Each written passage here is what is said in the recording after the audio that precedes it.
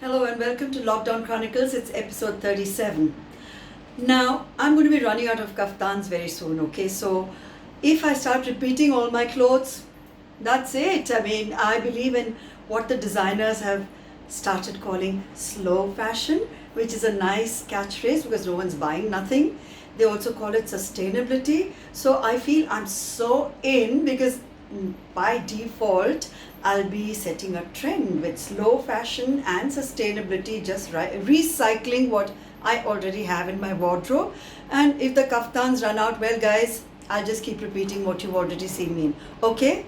Now, Mumbai has crossed the 10K mark, which is really quite scary for all of us.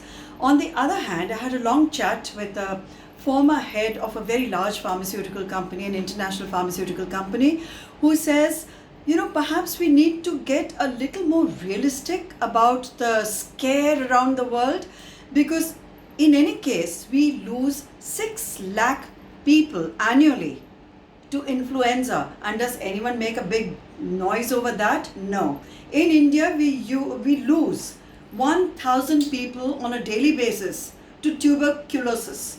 Are we making a fuss about any of it? No. From the looks of things, this particular virus, we're going to have to fight it using slightly different approaches than what we've done so far.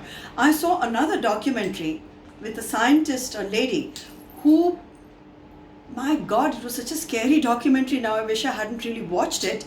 But it didn't make Dr. Fauci look like, the demigod that he's being projected as. In fact, it was quite dodgy about the whole business of pharmaceutical companies and what they do, what governments, how they collude. And essentially, it's all about making money based on people's anxieties and fears. So I would say my mantra now and forevermore is going to be just 3 things. Immunity, immunity, immunity. I'm going to really work hard to build my immunity levels and then take my chances like the rest of the world and pray that all of us stay safe. A good story is Rubina Khan, the photographer, who has managed to convince her powerful, rich friends like Neswadia, like Natasha Poonawalla, like Anna Singh, and there are a whole bunch of other people who've come forward to provide PPE suits for photographers on the job. Rubina herself is a photographer, and the PPE suits are for reporters and photographers who continue with their work during the crisis. It's a fantastic gesture, and I really would like to congratulate her most sincerely on this platform. I also read a funny piece, which is from someone who I like his work, I like him, Aditya Roy Kapoor. I knew his mother, Salome Roy Kapoor. We used to model together in the good old days.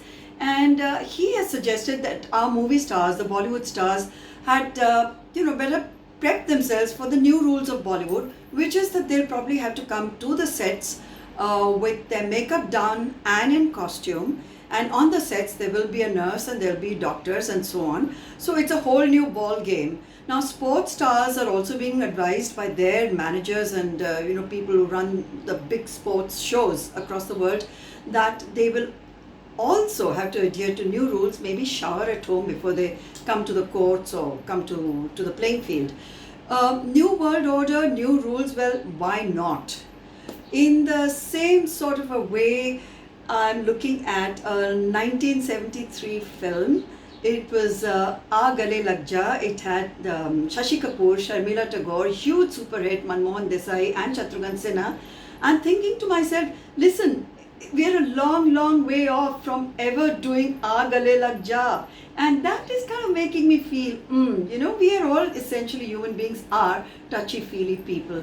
So till we can actually go back to those days where we could sing Aa Gale Lag Ja, I'll leave you with the memory of that lovely film. Do watch it, and I'll catch you tomorrow. Bye from me.